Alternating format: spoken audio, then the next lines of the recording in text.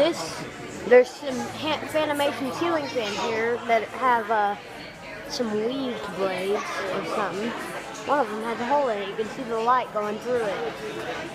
So that's a broken ceiling fan. I bet if that blade's bent too, if they turn that thing on high, it'd probably go flying.